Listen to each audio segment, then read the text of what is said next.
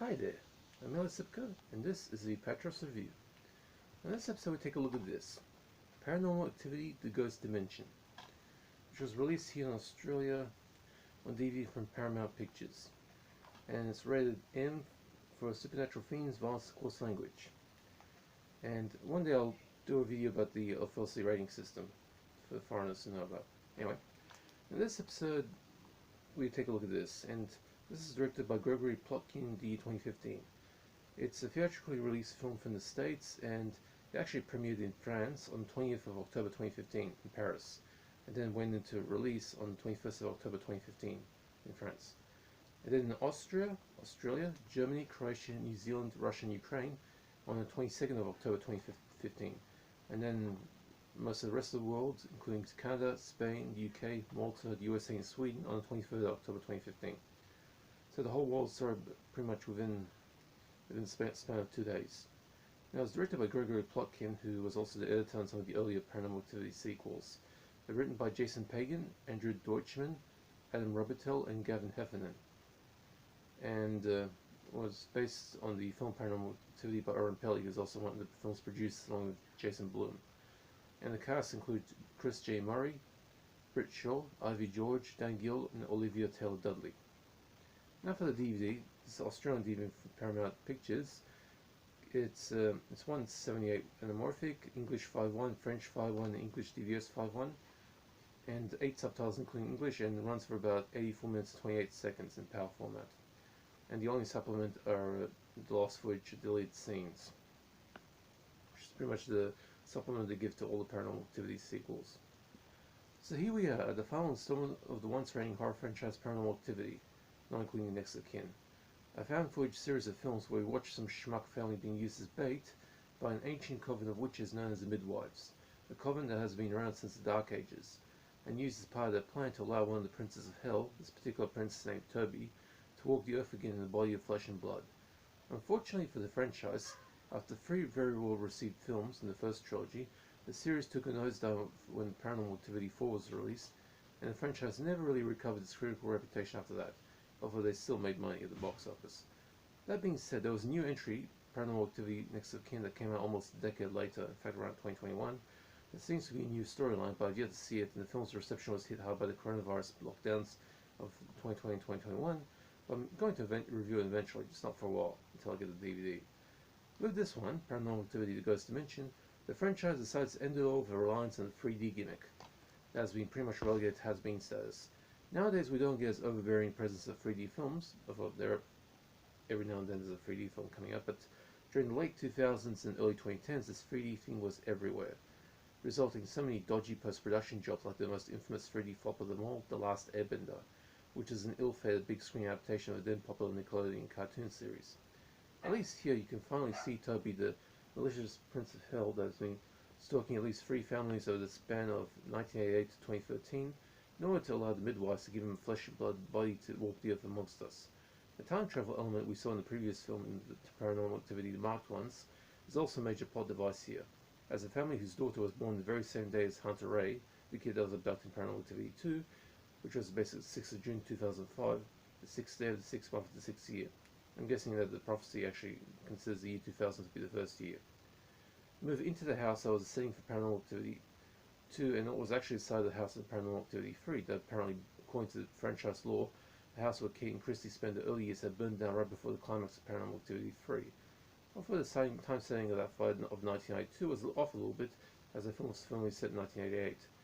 Although it seems that the fire was not fatal to the house, and sometime in 1992 the midwives completely burned the house down to enable a new house to be built, and then engineered for their covert agents to have this new family move in, where they find some of those stack of VHS tapes the midwives actually have been using as training logs for their experiments on Kate and Christy in 1992.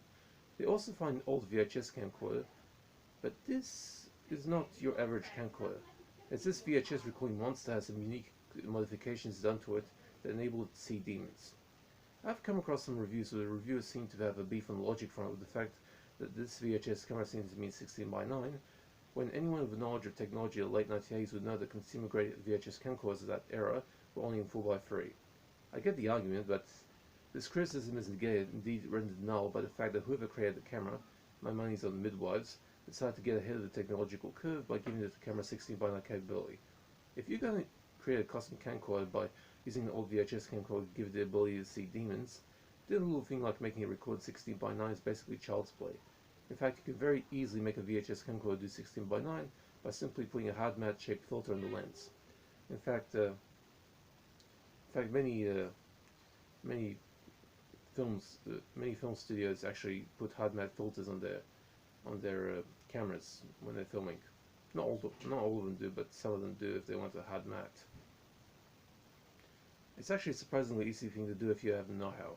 Although it would turn the VHS tape since it's 16:9 letterbox instead of anamorphic, but that's just splitting hairs at this point.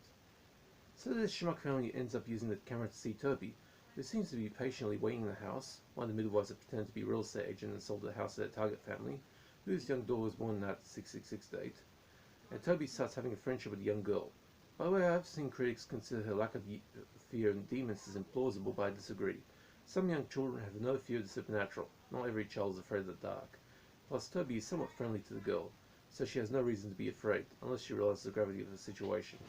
While her family try to understand Tobi's presence in the house. By the time they're all finally knowledgeable of the situation, it's already too late, and the little girl takes a trip back in time to 1992 to give Tobi a single drop of blood donation so he can become human. So basically we have at the end of the film, everyone else in the family is pretty much dead humans walking by this point, and Tobi's flesh and blood now, and has a new best friend and that little girl. And they basically end the film by walking hand in hand. As far as sequels go, The Ghost Dimension is a subtly better film than the previous two sequels combined, but still doesn't have enough in the quality front to be anything higher than the average running of a grading ladder. As much as I detest CGI effects these days, at least the ones here look decent enough for the context. We finally get to see Tobi's true form at last, and he doesn't disappoint. Looking pretty badass for a demon with the shape of dark ectoplasm that flows like the innards of a lava lamp. And even though I saw this in a regular flat panel DVD, at least the 3D effects would have looked effective if you watch this in 3D. It's kind of obvious to tell where the 3D I would have ended the film differently than what ultimately transpired here if I was writing the script, but it is an effective way to end the series, and if they do decide to pick up on the story thread, I haven't seen Next of Kin yet, but I've heard it's unrelated to the original storyline. In the future, you might see something on the order of a post-millennial version of Omen 3, The Final Conflict, where Sam Neill plays the son of the devil. As it stands, it's nothing special as a standard horror sequel. All the flaws of found footage films are seen here, and the 3D format isn't particularly suited to the found footage subgenre, but at least you can watch this and not feel as cheated as watching Paranormal Activity 4 and the marked ones, which were two redundant horror sequels. Now for the verdict, Paranormal Activity Ghost Dimension gets a C, 4 out of 10. It's an average horror movie, but at least you get to see the story end, even if some of you out there will hate the way it ends. Now for gore nudity, there's no gore scene here, although some of the kills are modestly gnarly and no nudity either. And if you want nudity in Paranormal Activity, just look up Paranormal Activity the marked ones. That woman, that's the pregnant woman that's naked in the early part of the film, is basically played by a porno actress who specializes in lesbian hardcore. Now for the DVD. That's in the marked ones, by the way. That's the only film that has nudity in it. Not this one. Now, as usual, the Australian DVD is released over here by Paramount Pictures, which has been responsible for the release of all the sequels. The original was released by Icon, and the DVD features only the theatrical version of the film with only the 2D format. Some Blu-rays out there have a 3D prints and also unrated prints of extra footage.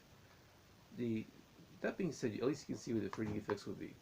The picture sound quality is excellent, as it should be, while the English 5.1 soundtrack comes across clear as a bell. There are numerous subtitles on offer here, which should provide for speakers of foreign tongues. There's also the French 5.1 soundtrack included, not to mention that now ubiquitous English DVS audio subtitles track that's just plain hilariously useless. And the problem with DVS tracks is, even if you're able to watch the film while blind, how are you going to navigate through the menu? And this menu is completely silent. And the only supplement is the usual lost footage deleted scenes that is present in every sequel in the franchise. These deleted scenes run for about 19 minutes, and they're worth watching just to get the complete picture of the story. So there we have it. Paranormal Activity, The Ghost Dimension gets a C, 4 out of 10. It's better than what some critics make it out to be, but to be honest, it's not as good as the first three films, but it's reasonable. Okay, hope you guys enjoyed that. Now, I do not do requests, but if you have any questions about DVDs or films, just hit me over the comment section. I'll be happy to answer. Hope you guys are staying safe. That's it, and see ya.